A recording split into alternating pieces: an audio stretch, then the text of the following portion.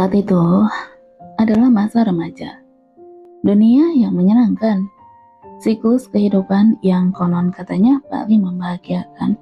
Masa apa itu? Jawabannya adalah masa SMU, saat kalian tidak perlu pusing tentang kehidupan. Selain PR, bangun pagi, guru killers, dan upacara bendera dengan kewajiban memakai atribut lengkap.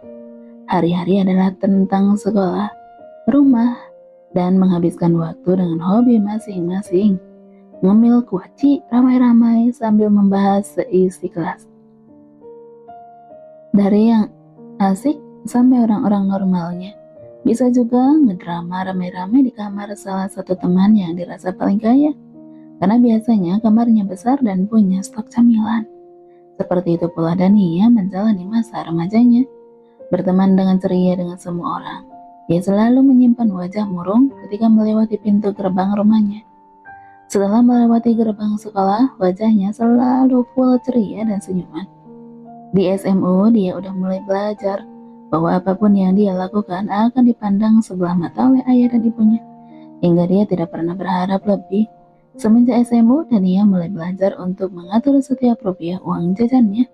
Dia pun tidak malu mulai belajar menjual aksesoris ataupun binder-binder dengan gambar lucu-lucu. Begitulah dia menjalani semasa SMU.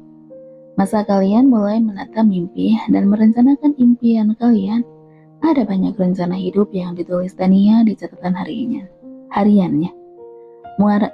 Muaranya hanya satu, hidup mandiri. Dia bahkan mulai menabung sedikit demi sedikit untuk biaya kuliahnya. Sedari awal ibu tirinya sudah bicara, jangan bermimpi tentang biaya kuliah dari kami. Kalau kau mau kuliah, carilah uang sendiri.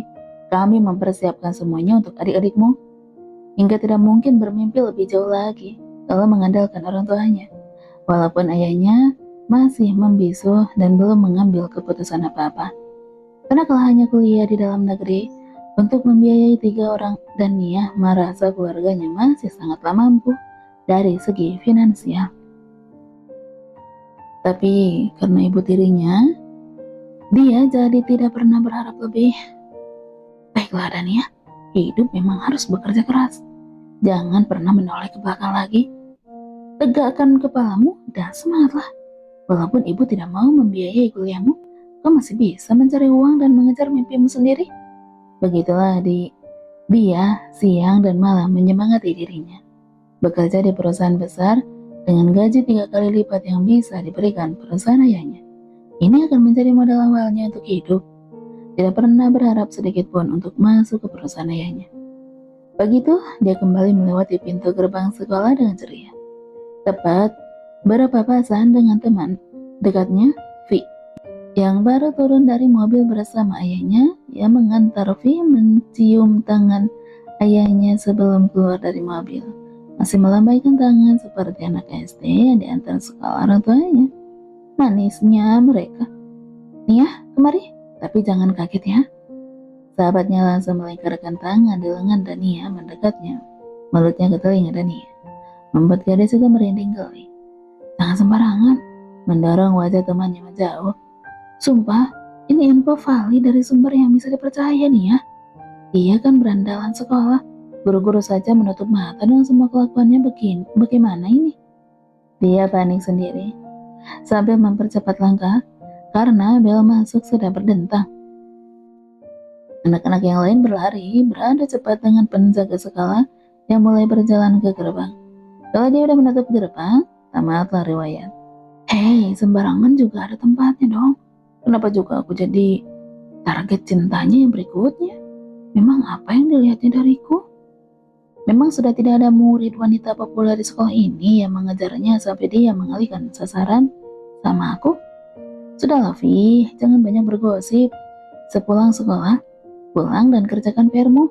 Kamu banyak bergosip siang-siang setelah aku pulang ya. Dan dia masih berpikir itu hanya gosip tidak penting. Mana mungkin berandalan sekolah versinya dan kawan-kawannya atau pangeran sekolah versi siswa-siswa lainnya menargetkan orang sepertinya.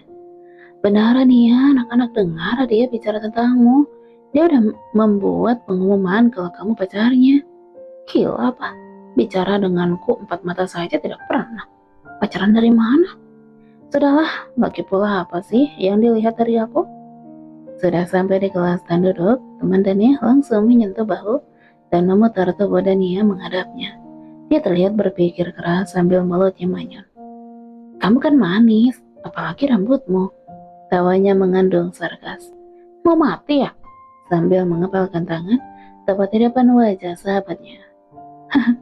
Tidak, ampun, tapi rambutmu memang lucu sih, coba lihat. Gulung-gulung, dia udah menggulung rambut Dania di jarinya dengan tertawa. Ya, terserah, lakukan sesukamu. Guru yang masuk menyelamatkan rambut Dania. Dania, Kak Haksan memanggilmu tuh. Dania langsung menjatuhkan sendok di tangannya. Pergilah temui dia di tempat dia biasanya berkumpul bersama para pengikutnya. Jangan bercanda. Si pengatur pesan loncat-loncat sambil mencengkeram tangannya sendiri. Panik. Mohon, dia pasti memukulku kalau kamu tidak pergi. Nia, jangan pergi. Vi di sampingnya menarik tangannya kuat. Benar kan yang aku bilang? Kamu target selanjutnya. Wajah Dania terlihat serius. Dia menatap si pengantar pesan dan teman baiknya Vi bergantian. Tapi dia bisa kenapa-napa kalau aku tidak datang. Sudahlah, jangan khawatir. Aku juga penasaran maunya apa. Nia, terima kasih ya. Kamu memang malaikatku. Si pengantar pesan refleks memeluk Dania. Iya, sudah. Kenapa kamu juga bisa jadi pengantar pesan sih? Katanya karena aku temanmu. Sial, dia benar-benar tahu kelemahanku. Setelah menghabiskan makan siang, Dania pergi menuju tempat yang disebutkan. Sengaja menuju waktu sebelum bel istirahat berakhir. Dia akan memakai tanda itu untuk kabur. Jika suasana mulai tidak bisa dikondisikan, Vi yang memaksa mengikutinya dia juga mengantisipasi kemungkinan terburuk yang bisa terjadi. Dia, Hasan, pangeran sekolah sekaligus perandalan sekolah. Dia siswa dari orang terkaya satu sekolah. Siapapun tahu kalau ayahnya adalah penyokong dana terbesar di sekolah. Dia berkencan dengan siapapun yang dia sukai. Parahnya, para siswa setuju saja saat dia mengumumkan siapa nama pacarnya tanpa protes.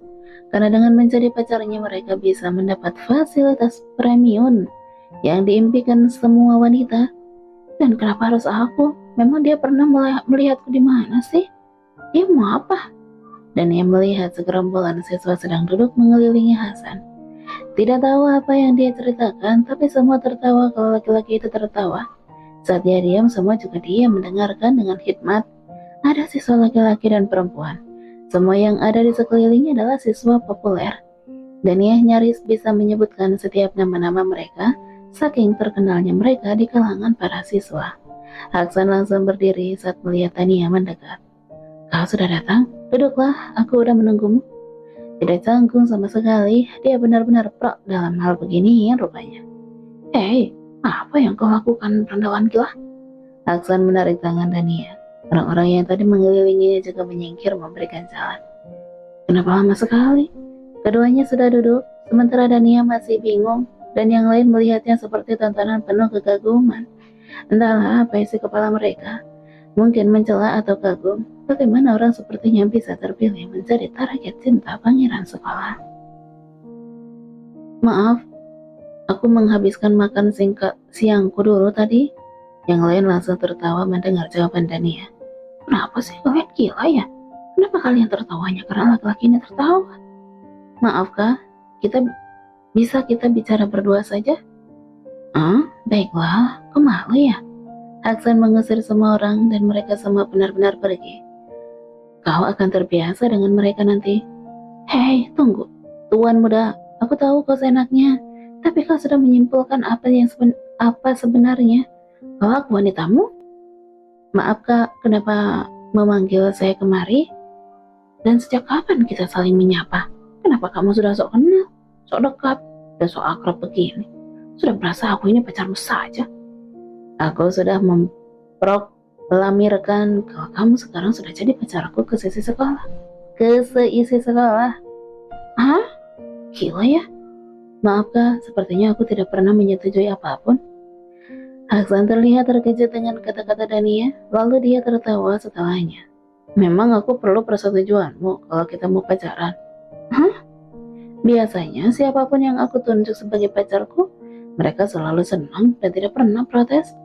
Mereka malah sangat bersyukur. Kalau begitu pilih aja salah satu dari mereka. Dania mencengkeram tangannya, berdoa laki-laki di depannya tidak tersinggung dengan ucapannya.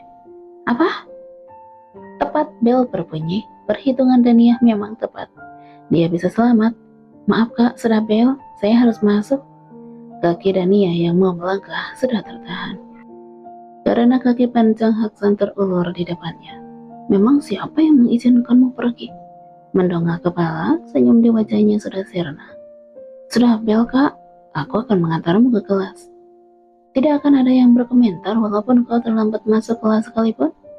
Menarik tangan Dania untuk duduk kembali. Kenapa? Kau menolak jadi pacarku? Ya? Jawaban tegas Dania yang membuat dirinya sendiri terkejut. Maaf kak, aku udah punya pacar. Haksan tertawa keras mendengar perkataan Dania. Nia, kau tidak bisa mencari alasan yang lebih masuk akal? Apa? Memang kau tahu kalau aku membuang? Sepulang sekolah, kau bahkan kerja pada waktu. Di akhir pekan juga, kau sedang mengumpulkan uang untuk kuliah kan? Lalu kapan kau pergi pacaran? Apa dengan salah satu teman kerjamu? Bagaimana kau tahu? Tentu saja aku tahu. Itu namanya totalitas dalam mencintai. Langsung menjawab seperti tahu arti dahi berkerut Dania. Totalitas dalam mencintai kepalamu? Itu stalker namanya. Menguntit gila. Itu tindakan kriminal tahu? Maaf kak, sepertinya Kak Haksan salah informasi. Aku masih punya keluarga yang bisa membiayai aku kuliah. Kenapa aku harus susah-susah mengumpulkan uang? Berkelit dan mencari alasan senormal mungkin. Benarkah? Apa ibu tirimu juga berpendapat demikian? Dania langsung membeku. Bagaimana dia tahu? Dia benar-benar menguntit. Gila. Wajah Dania menjadi bias, seperti manusia yang sedang kekurangan darah. Sedih bercampur kesal juga ada, namun semuanya jauh lebih didominasi perasaan bersalah. Dia duduk di sofa ruang tamu keluarga. Vi mencengkeram lututnya sendiri, bahkan tangannya sudah gemetar. Dia sudah menitikkan air mata di sudut kelopaknya, merasa tidak berdaya sama sekali. Secepat kilat dia seka ujung matanya, agar kristal bening itu tidak sampai jatuh mengenai kakinya. Dia tahu kesalahannya, dan kalau sampai orang tua Vi melihatnya menangis, itu akan membuat mereka semakin kesal. Karena seperti itu kalau ibu tirinya sedang marah. Saat dia menangis, wanita itu semakin menggila amarahnya. Aku salah, aku salah, aku salah. Hanya itu yang berdengung di hatinya. Berulang-ulang muncul di kepalanya, membuatnya tidak boleh menyangkal sedikit pun. Dia bersalah dan dia harus minta maaf. Begitulah seharusnya. Tidak perlu membela, hanya minta maaf atas semua salahmu. Ayah, ini bukan salah Nia. Ibu, tolong mengertilah. Nia sama sekali tidak bersalah. Vi berusaha menenangkan orang tuanya. Dan Nia tidak bersalah dalam situasinya. Dia tahu itu. Gadis itu sudah melakukan apa yang dia bisa untuk membela teman-temannya. Diam, bagaimana dia bisa tidak bersalah? Gara-gara dia, kamu sampai seperti ini. Ayah Vi menunjuk beberapa luka memar di tubuh putrinya. Vi segera menutupi dengan tangannya. Walaupun itu sia-sia, dia memang sedikit terluka, tapi ini juga bukan sepenuhnya salah Dania. Maafkan saya, Bibi. Maafkan saya, Paman. Ini semua salah saya. Masih dengan suara bergetar dan rasa bersalah, Dania mengulang permintaan maafnya beberapa kali. Vi benar-benar ingin memeluk Dania sekarang, tapi tangan ibunya mencengkeram lengannya, mencegahnya bergerak dari tempat duduk. Nia, maaf, suara Vi lirih terdengar. Baguslah kamu tahu dan menyadari kalau kamu bersalah. Memang apa masalahnya kalau laki-laki itu suka padamu? Pergi saja jalan dengannya, sekali atau dua kali. Kenapa kau jual mahal begitu sampai membuat putri kami terluka? Ibu Vi ikut bicara, memberikan vonisnya, karena orang tua Vi pun tahu siapa Haksan dan keluarganya. Jadi mereka memilih melimpahkan kesalahan pada Dania yang berdiri tanpa pembela di belakangnya.